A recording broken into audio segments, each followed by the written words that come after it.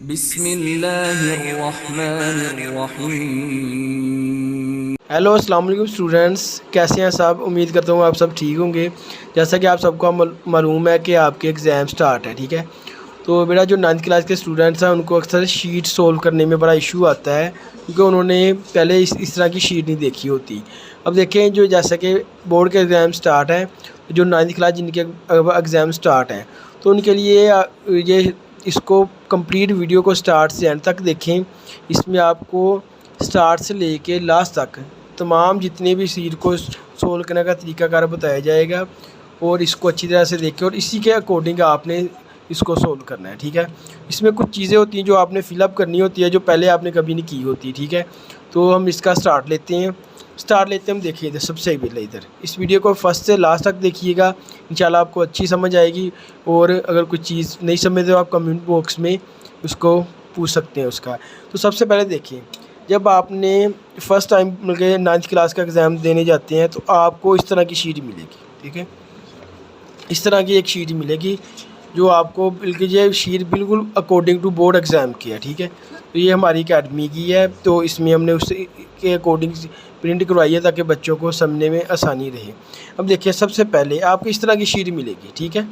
ये इसको अगर कम्प्लीटली जूम अप करके देख सकते हैं आप।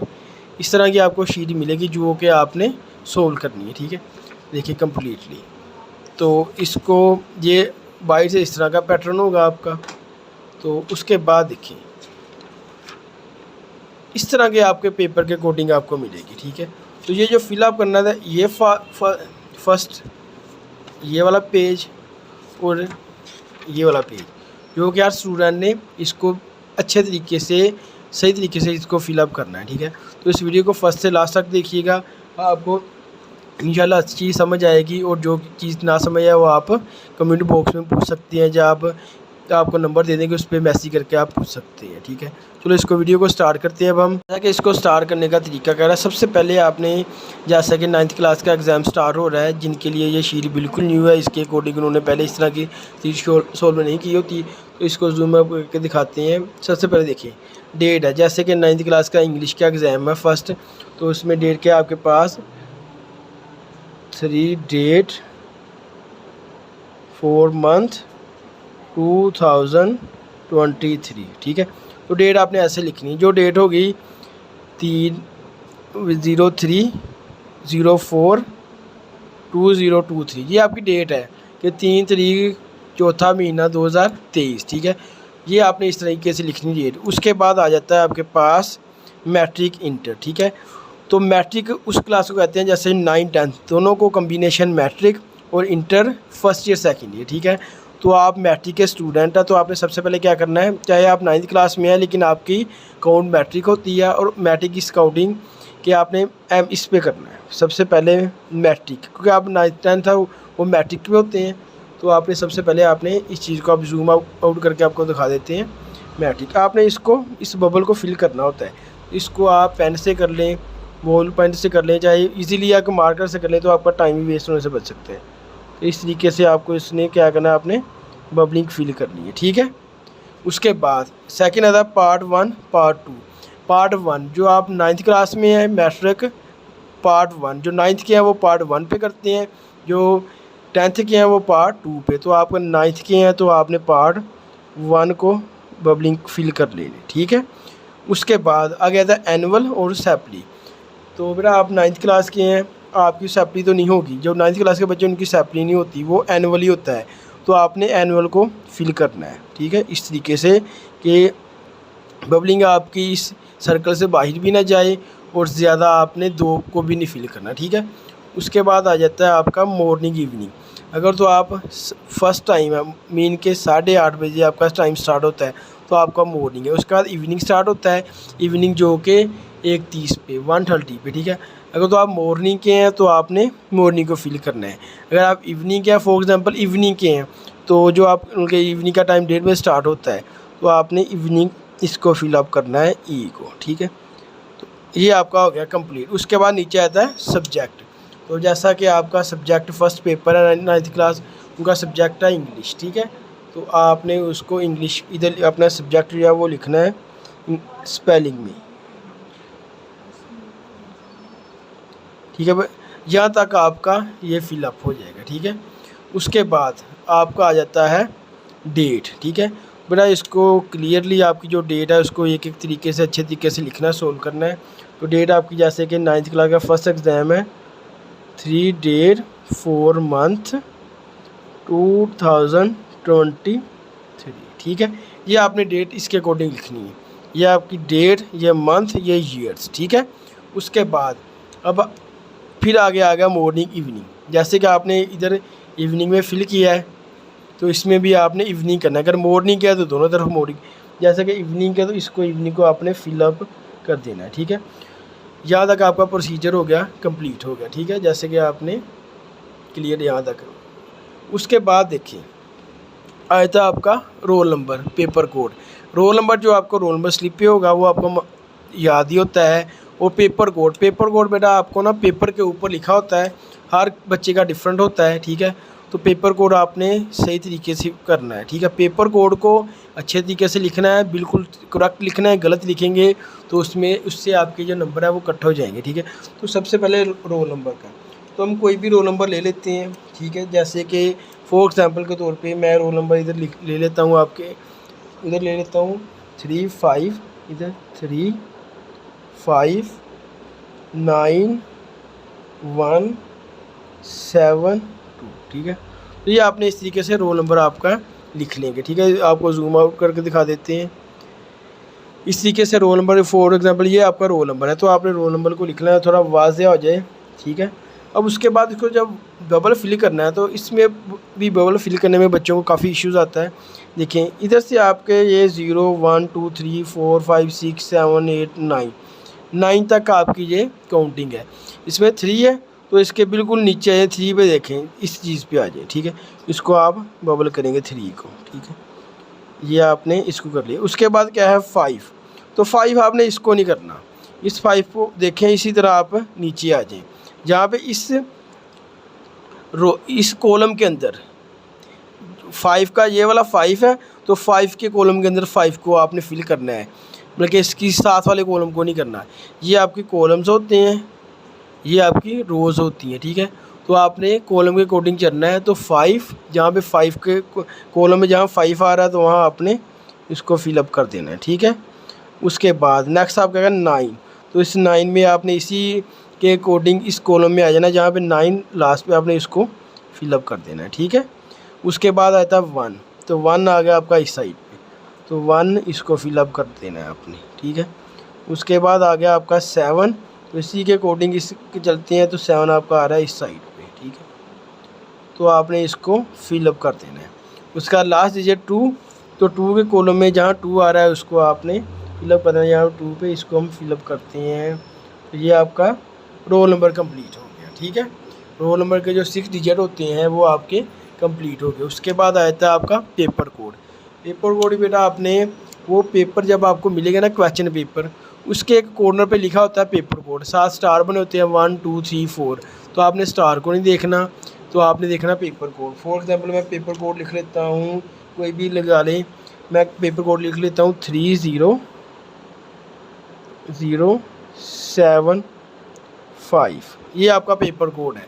तो पेपर कोड को आपने इसी के अकॉर्डिंग, जैसे आपने रोल नंबर की बबलिंग फिल की है इसी के अकॉर्डिंग आपने पेपर कोडिंग भी करनी है। ये 3 है तो 3 कॉलम पे आप जहाँ 3 है वहाँ आपने इसको फिलअप कर देना है। उसके बाद आ गया आपका 0, तो 0 के अकॉर्डिंग फर्स्ट पे जो होता है उसी कॉलम में आपने 0 को फिलअप कर दिया। ठीक है, फिर आता है 7, तो 7 के अकॉर्डिंग इस जहाँ पे कॉलम आ रहा है यहाँ पे आपने फिलअप कर देना है। ठीक है, उसके बाद 5, तो 5 के एज इट आपने इसी के कॉलम में आ जाना है, तो 5 पे आपने क्या कर देना है, बबलिंग को कर देना है फिल। उसके बाद ये आपका इतना सॉल्व हो गया। उसके बाद बेटा आपका आ जाता है, आपने नेक्स्ट आके देखिए आपका इधर आता है नेम, आपको जूम आउट करके दिखा देते हैं।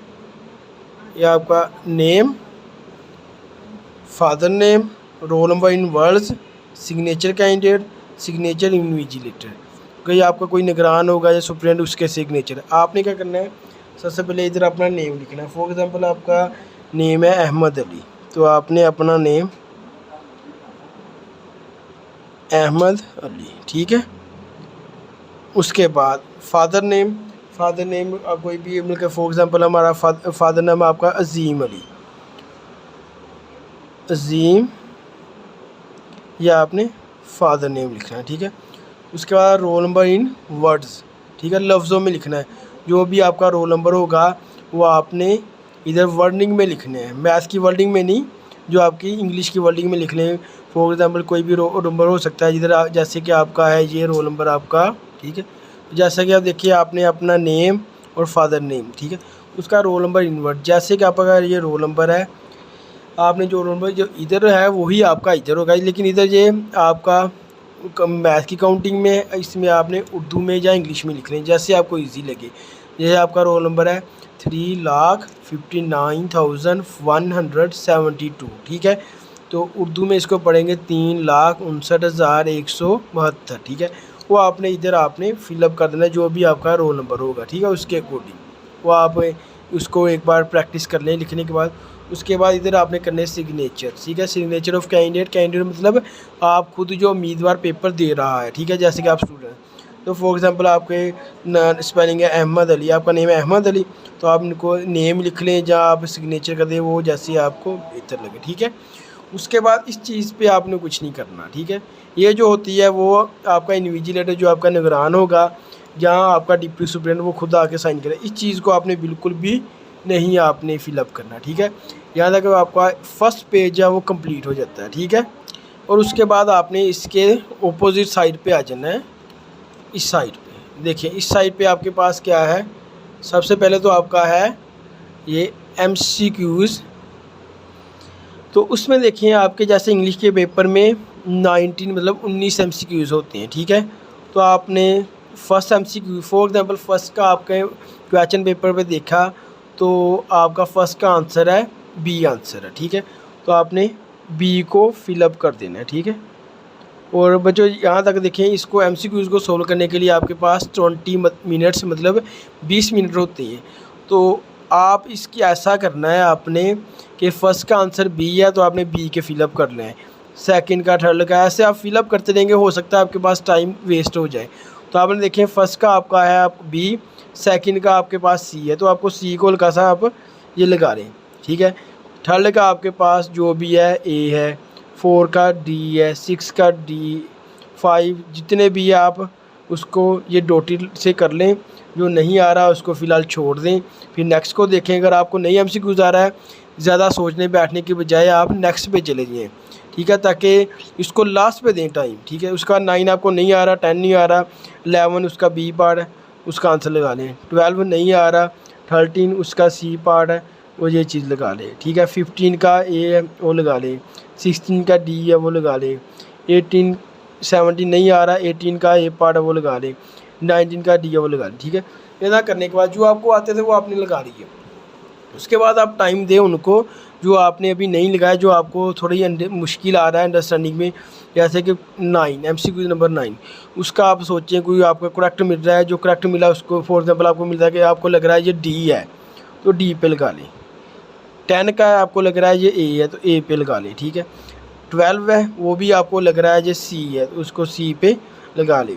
14 है उसका आपको नहीं समझ आ रहा है उसको छोड़े, नेक्स्ट 17 पे जाएं, 17 का लगता है डी है तो डी पे लगा लें। फिर 14 को टाइम दें, 14 को टाइम दिया तो आपको पता चला कि आपका सी है। यह तक करने के बाद आपने पहले इतने लगा लेने हैं ताकि आपको सारे के लग जाए। फिर आपने हो सकता है आपके 20 मिनट गुजर जाएं और आपके पहले भी आप ऐसे बनी उसको फिल करते रहें, ठीक है। फिल करते रहें, करते करते आपके पास ऐसे 20 मिनट गुजर जाए और आपके पास जो एग्ज़ामिनर है वो आपसे MCQs का पेपर पकड़ ले, और MCQs का पेपर पकड़े आप फिलअप करते करते आपके टोटल हो ही अल्लाह ना करे 7 हो 10 हो। अगर आपके 10 होते हैं 20 मिनट गुजर जाते हैं तो एग्ज़ामिनर ने नहीं देखना कि आपके रहते हैं, उसने पेपर पकड़ लेना है। तो आप पहले आप ऐसा करें, सबको जो आ रहे हैं जितने उसको डॉट लगा लें, ठीक है। डॉट लगाने के बाद अगर तो 20 मिनट का भी टाइम चल रहा है तो आप फिलअप कर दें। फॉर एग्जाम्पल 20 मिनट का टाइम पूरा जाता है, आपने 7 डॉट लगाए हैं तो पेपर ले लेगा, बाकी 8 से लेके 19 तक फिर आप वो नहीं लगा सकते। और अगर ऐसा हो कि आपने किए ही अभी सिर्फ 10 फिल किए हों, ठीक है, आपने 10 फिल किए हों तो बाकी आपके 20 मिनट गुजर जाएं और एग्जामिनर आपसे पेपर पकड़ ले तो आपके देखिए 9 नंबर के MCQs रह जाएंगे, जो आपको दोबारा सोल्व करने का मौका नहीं मिलेगा। अगर आप वही MCQs ऐसा करें कि डोटी लगा लें 20 मिनट के अंदर अंदर, तो आपसे एग्जामिनर पेपर ले लेता है।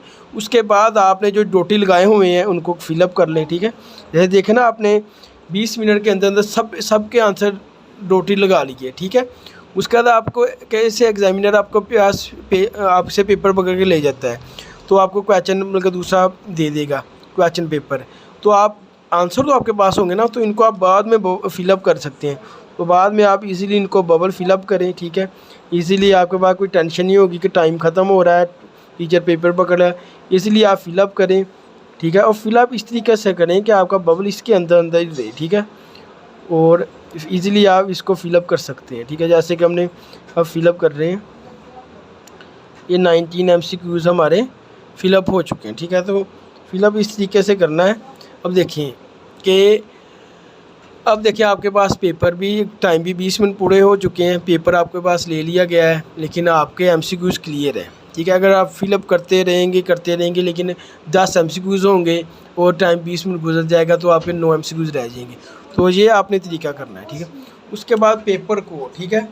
पेपर कोड अगेन जो आपका पेपर कोड आपने पहले लिखा है, ये नहीं कि आपने इधर कोई नया पेपर कोड आएगा, वही पेपर कोड जो आपने पहले इधर लिखा है, जैसे 3075 वही पेपर कोड आपने इधर लिखना है, ठीक है। जो पेपर कोड आपका होगा, जैसे इधर क्या है आपका 3075, ठीक है, तो वही पेपर कोड लिखें 3075। तो इसको आप वही बबलिंग करें जैसे आपने पहले किया है, 3 के कॉलम में 3 को, 0 के कॉलम में 0 को, 7 के कॉलम में 7 को। अगर आप देखें फॉर एग्ज़ाम्पल 5 कॉलम को 5 को करते हैं, ठीक है। अगर आप ऐसा करते हैं 5 ये चीज़ है करना आपने 5 को, अगर आप इस 5 को कर देते हैं या इस 5 को कर देते हैं तो आपका रॉन्ग कंसीडर किया जाएगा, क्योंकि आपने 5 के कॉलम में ही 5 को करना है, ठीक है। 7 के कॉलम में 5 को नहीं करना, 7 के कॉलम में 7 को करना है। यहाँ तक तो आपका था एक्सटर्नल मतलब शीट के आउटसाइड पे सोल्व करने का तरीका, ठीक है। तो अब हम जाते हैं शीट के इनर साइड पे। तो सबसे पहले ये देखो दोनों साइडों से आपने फिलअप कर लिया एक एक चीज़, इस साइड को नहीं फिल करना क्योंकि ये आपका सुप्रीडेंट मतलब डिप्टी सुप्रीडेंट या इन्विजिलेटर निगरान जो होगा आपका काम बेटा यहाँ तक की होगा, ठीक है। उसके बाद ये जो सारी तरीकाकार है ये लिखा हुआ है ऑब्टेन मार्क्स MCQ, ये सारा फिल करने का काम एग्जामिनर का होगा जो आपका पेपर चेक करेगा, ठीक है। आपने सिर्फ इसको सोल्व करना है, इतने पार्ट को, और इस एरिया को सोल्व करना है, ठीक है। तो इनको बिल्कुल नहीं आपने टच करना, ये आपका नहीं है, इनको करेंगे तो आपका मसला बन सकता है, ठीक है। उसके बाद हम जाते हैं इसके इनर साइड से आउटर साइड से इनर्स की तरफ, ये एक्सटर्नल पेपर सोल्यूशन था। अब हम देखते हैं इसको इनर साइड के आपका अंदर की तरफ। उसके बाद आप देखिए आपका इधर से ओपन करते हैं तो इस तरह के आपके पास पेपर आएगा, ठीक है। तो ये यहाँ अकेडमी का नाम लिखा हुआ है, ठीक है। तो इधर आपका अकेडमी का नाम ये नाम नहीं होगा, बोर्ड ऑफ फैसलाबाद जो भी आपका बोर्ड है, साहिवाल, मुल्तान, लाहौर, वो आपका लिखा होगा। तो सबसे पहले इधर आपने दस्तखत डिप्टी सुप्रीडेंट आके अपने सिग्नेचर करेगा, आपने इधर कुछ नहीं करना। उसके बाद है दस्तखत उम्मीदवार, ठीक है।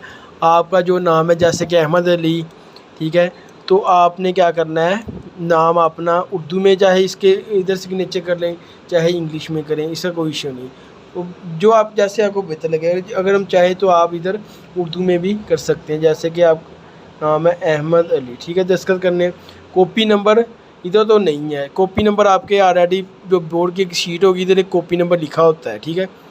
कुछ भी हो सकता है 2033032 कुछ भी हो सकता है, वो आपके इधर प्रिंट होगा, आपने इधर नहीं लिखना, ठीक है।